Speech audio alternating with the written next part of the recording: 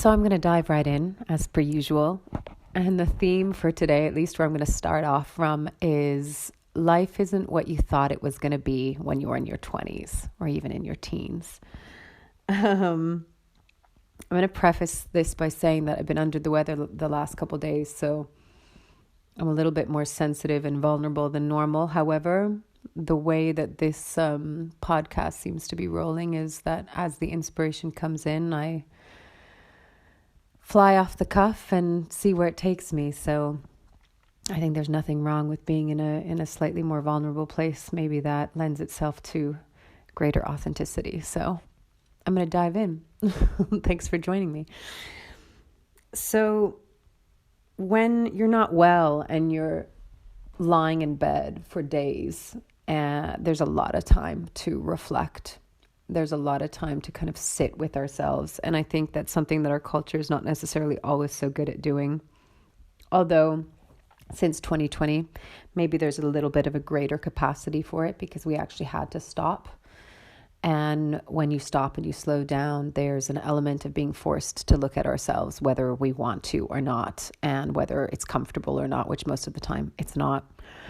But what came up for me and what has come up for me several times is just this, like, wow, life is so not what I thought it was going to be. So not what I thought it was going to be. That's neither better nor worse, but it's certainly not anything like what I thought. Anything.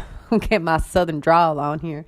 It's certainly not anything like I thought it was going to be when I was a teenager. So just to give a little bit of backstory, I started dancing ballet when I was 9 years old. And I would say by the time I was kind of 11, 12, 13, I was pretty serious. Especially by the time I was 13, I was pretty serious about my trajectory.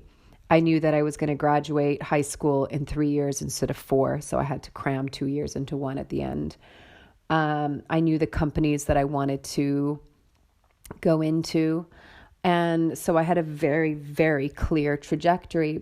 And also I had a very clear purpose. I knew that I wanted to have, ever since I was little, I knew that I wanted to have a positive effect on humanity. And at that point in my life, it was through the arts. It was through my artistic expression and most especially through dance. So when I was 17, I graduated from high school early and I went straight into San Francisco Ballet. I bypassed my year of apprenticeship and they took me straight into the corps.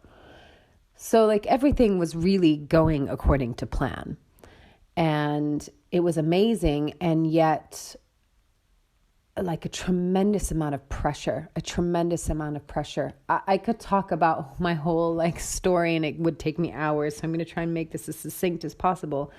But it was both one of those situations where I went in, it was amazing. I had all these opportunities. I was told that if I play my cards right, I'm going straight to the top. It was like the dream was unfolding, right? The dream that I'd had for, my whole kind of since I was 9, 10, 11 years old was coming into fruition and it was amazing. And yet underneath it was this kind of gasping for air of like, how do I do this? How do I think I wasn't aware of it then, but upon like reflecting back on it, I could see that I was like, am I good enough for this? Like on a deeper level, am I good enough? Do I deserve this? Am I worthy? Can I do it? Because that first year, I definitely felt my saboteur come in and, have a good play with me. Long story short, after that first year, I had mononucleosis. And so I missed out on a lot of opportunities. One being like a principal role that I would have been able to perform at the end of the season. And I wasn't well enough. I couldn't do it.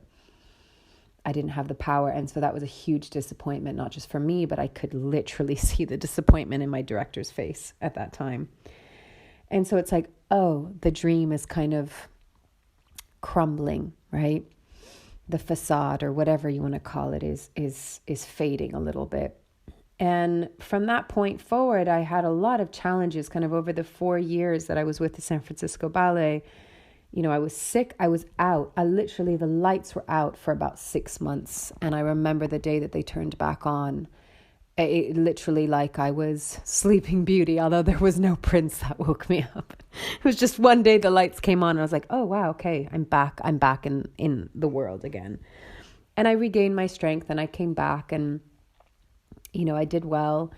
But then there was another hit and I got injured and I tried to continue to dance for a year and I was dancing on such a swollen foot. I had a massive cyst in my ankle and I eventually had to have surgery. I had surgery and the surgery took me almost a year to recover from.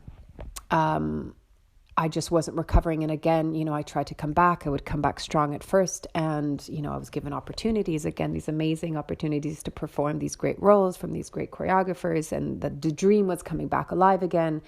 And somehow I just could never quite get to fulfilling it because something with my body would always, how I saw it back then is it would like deceive me. It would, disappoint me again and again and again. And I got to the point after 4 years where I just said, okay, I need to stop. Like I couldn't dance, even though I'd had surgery. My ankle was so bad.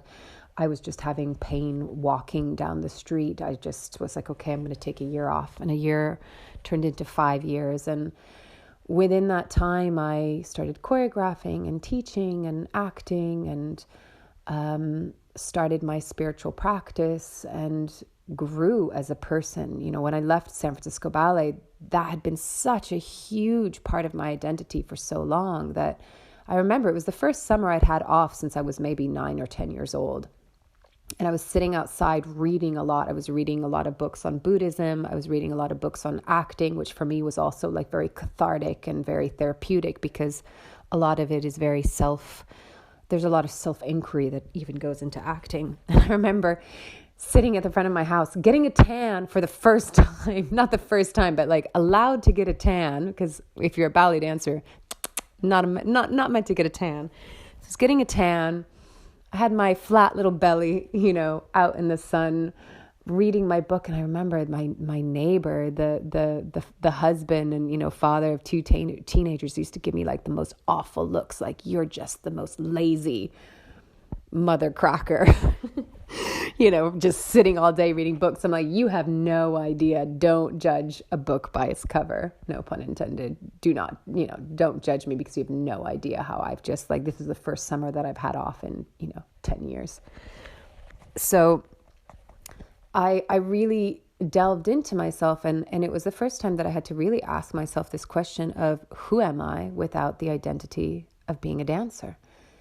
Because even after I left the San Francisco Ballet and I was still kind of in the dance world, I was always introduced as, this is Corinne. She used to dance with the San Francisco Ballet.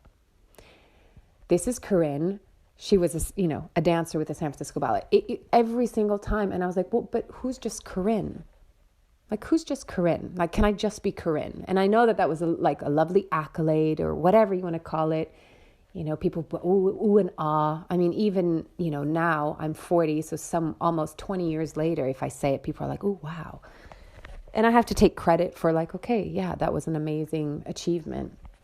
But I was so kind of humble or human about it that I never thought of it in that way. But there was really this like, well, yeah, but who am I just as me?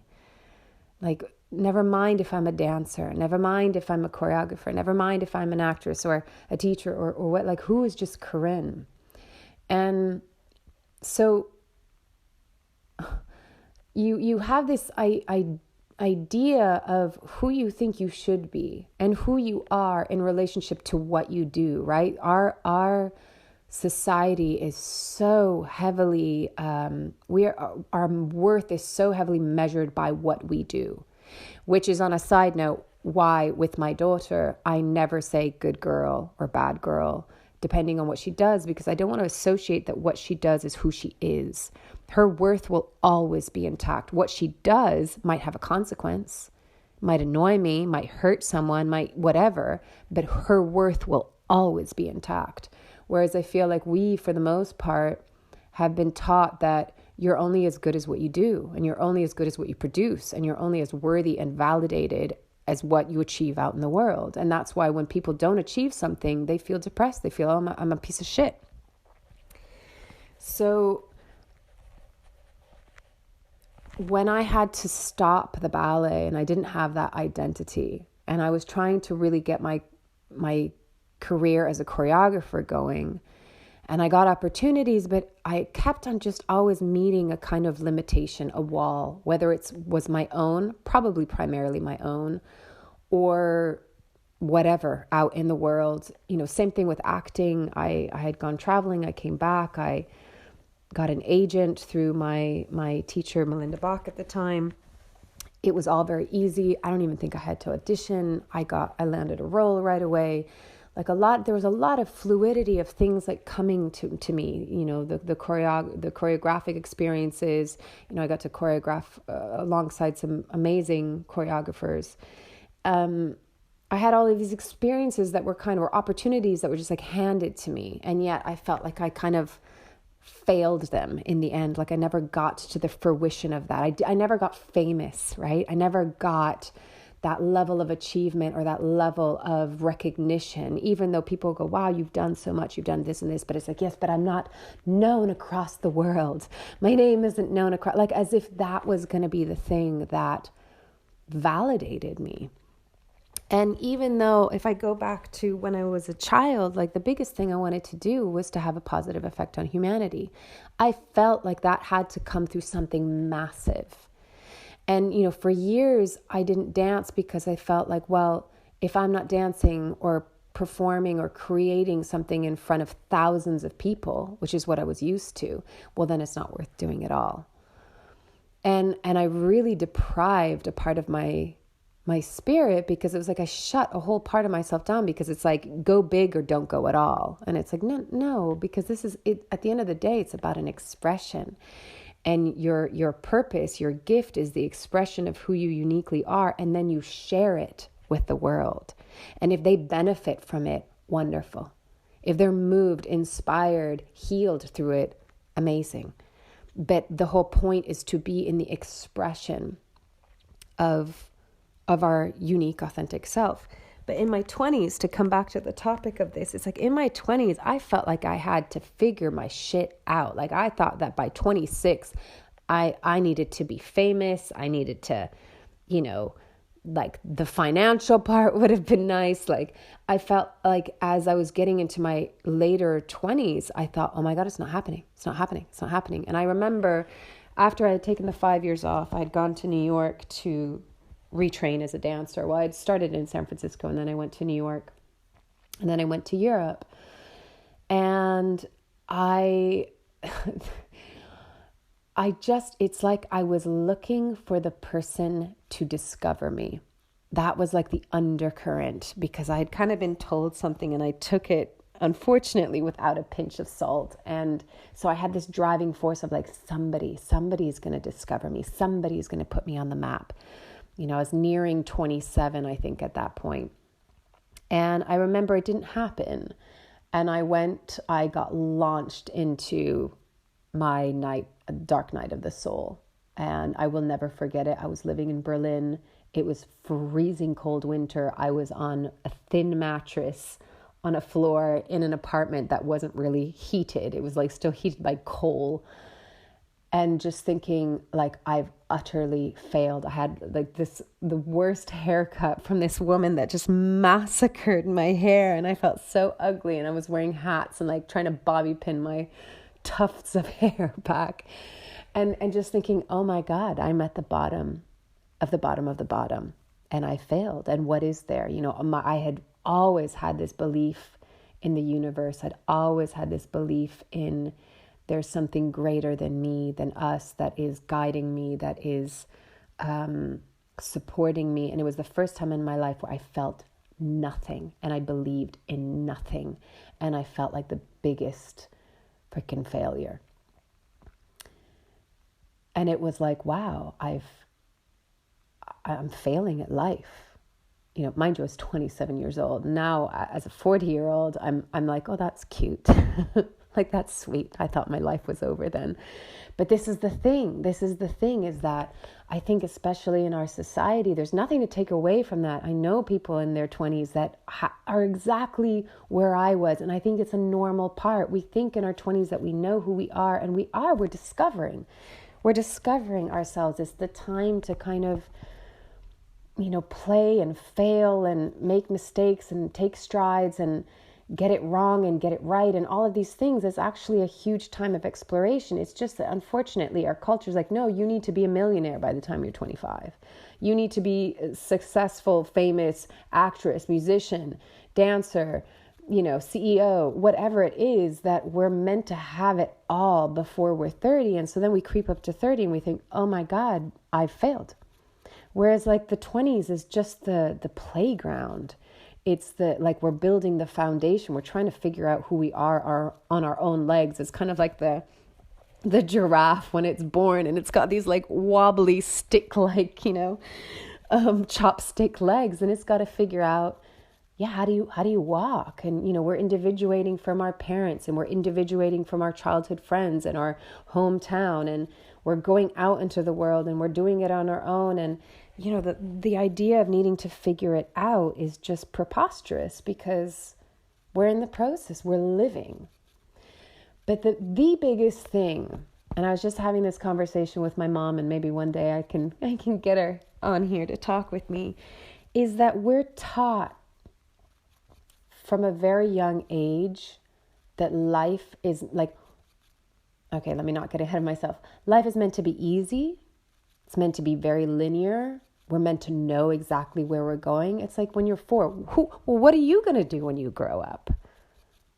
You're 4, a pirate, great. There's that. It's just a ridiculous question. I also find it interesting that we ask the question, what are you going to do? Not who are you going to be, but what are you going to do? And the thing is that what I've recognized in my life is that because I was measuring myself by what I was doing, if that didn't reach a level of like amazing success, then it's like I failed. And then who am I? And that is the absolute, that's what's so detrimental about measuring ourselves by what we do, identifying ourselves by what we do. Because if that doesn't follow through to something, well, then we're not validated. We're not worthy. We're not good enough. It's like an existential crisis that we have. So no wonder, there used to be a midlife crisis. Now it's like a quarter life crisis. Next, it's going to be like, you're 17 years old and you're going to have a crisis. It's the pressure is just too high. Because really what I can say is that this linear trajectory that we kind of teach children to have, like what are you going to do when you grow up? Okay, you're going to be a doctor, you're going to be a lawyer, you're going to be a painter, you're going to, whatever it is, like, right, that is the line and that's the only thing you're going to do, and you need to succeed in that. And if anything, if life throws a curveball, which it will, then we feel like we failed and somehow we're off track, when there is no off track, because life is filled with a bunch of squiggly lines, and maybe there are checkpoints along the way that, keep us in a kind of flow, right? We're still in the river. We haven't like bounced off into the jungle. Well, maybe we go off for a bit and then we come back to the river and we find the flow again. And there's a general flow of life, but it's never linear. It's never linear. Nothing in nature is like perfectly straight. It's like everything has a squiggly, spherical nature. And I think that's what I realized growing up, is that everything happens in cycles. There's no point A to point Z in a straight line. Everything moves in cycles, and that cycle is evolving itself. Much like we've discovered now that the sun isn't static in the universe, right? We're circling the sun, but the sun is moving to different places within the universe. And I think that's life. We're constantly evolving in our cyclical nature. So this idea that life has to be easy, that it's linear, that, choose what you're going to do in life and then boom, you've got it, and just go toe the line, toe the line. And then you grow up and you have relationships and you fall in love, and then you come out of them and you get your heart broken, and you get a job and then you lose a job, you get sick, you get injured. All of this shit starts to happen, which is called life. But we weren't taught that, right? We were taught that life should be easy. It's a linear trajectory. Just get on the, those moving walkways and like you're good. Take your little trolley with you, your little handbag, and you're good. Stay on the moving pathway. But it was never that. It was never meant to be that. Relationships aren't meant to always be smooth and loving and harmonious. Like love goes up and it goes down and it goes sideways, and that's okay. So all of these things that we've been taught about life, about love, about relationship, about our purpose, about career, everything, the illusion that it's meant to be easy and almost monotonous, like that it's meant to just be flat the whole time, or else we're doing it wrong.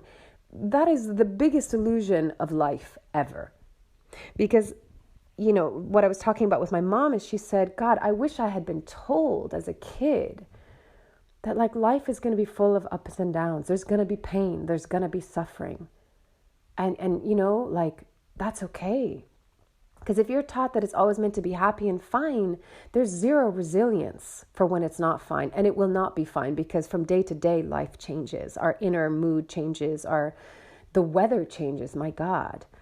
And the point is there is no better or worse or right or wrong. Some states are more uncomfortable than others, but it's all a part of being human. And what I feel like I'm trying to impart to my daughter is I try to be really honest with her. She already has an element of pain. She's growing up with parents that aren't together. Luckily we're co-parenting, we're raising her as best as we can. But my choice, my decision was I'm always going to be honest with her.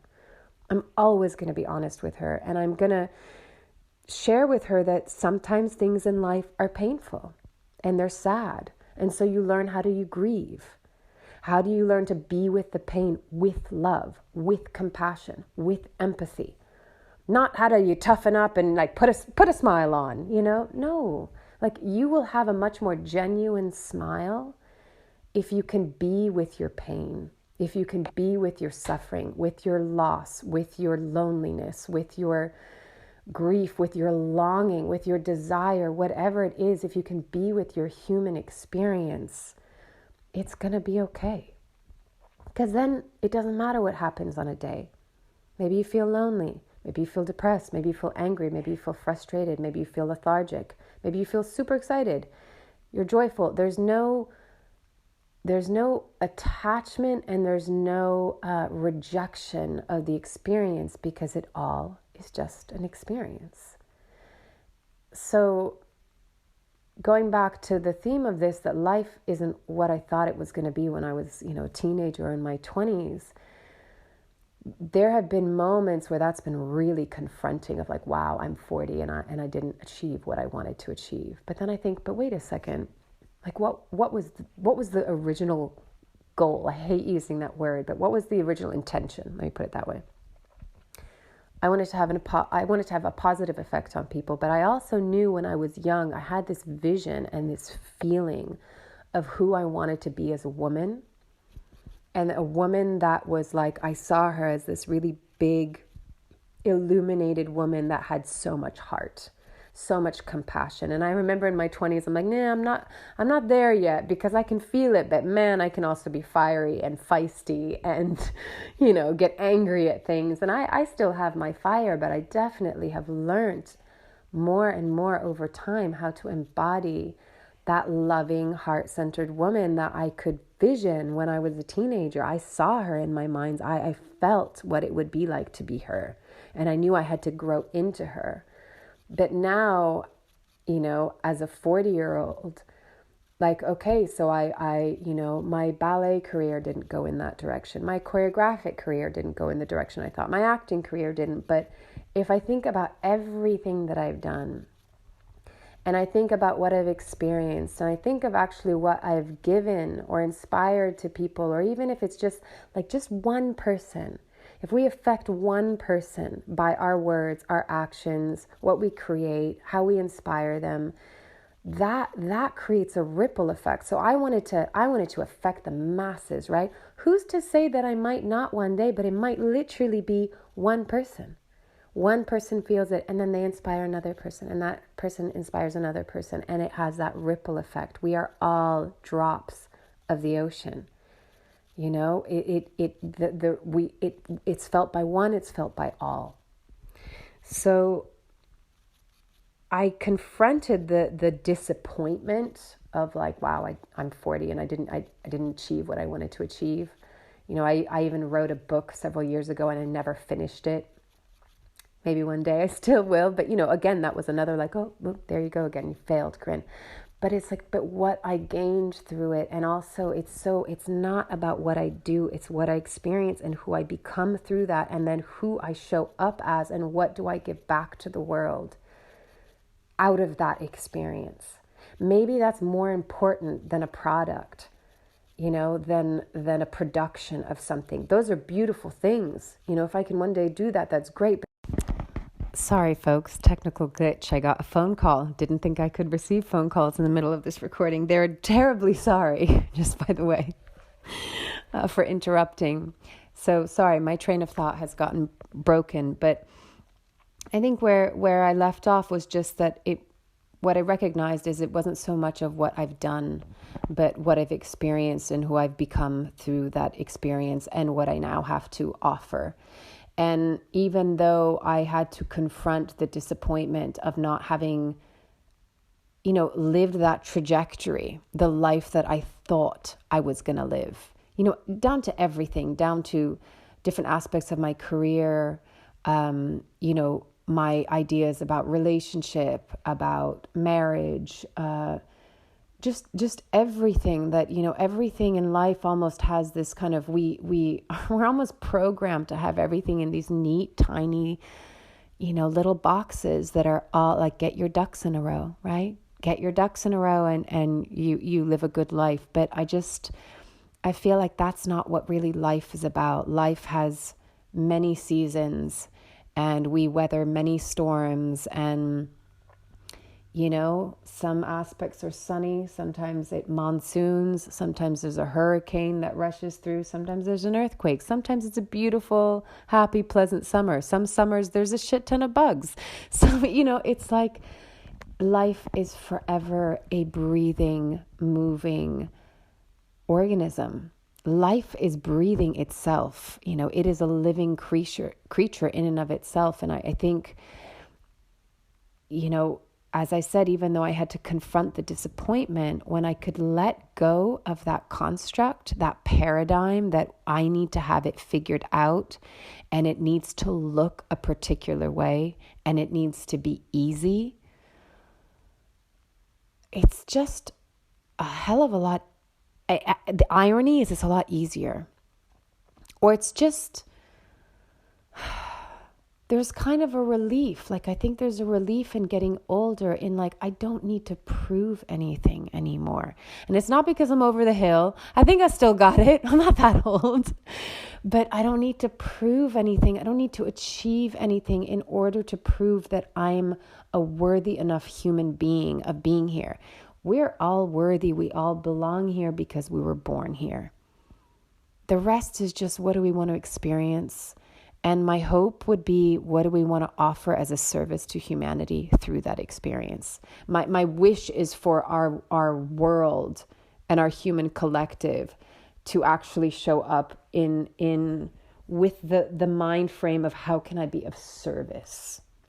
Not how can I be famous? How can I get rich? How can I, you know, have the latest like car, house, fashion, all this stuff. Like, if that's an expression, that's great. But if that's the like, I'm only going to be good enough and worthy enough and successful enough if I have that, then it's all a facade, and that can be knocked off so quickly and so easily. And I think if there's anything that my life has taught me, is that you have an idea, and then that idea is going to be like something is going to catapult itself from the side and just knock you off your feet and show you life is about spontaneity. Life is about, and it's an adventure. It's a dance. Literally, how interesting it is that I began with dance, because life is a dance. And even though in the ballet world things are choreographed, actually there's a lot more spontaneity to life. And you know,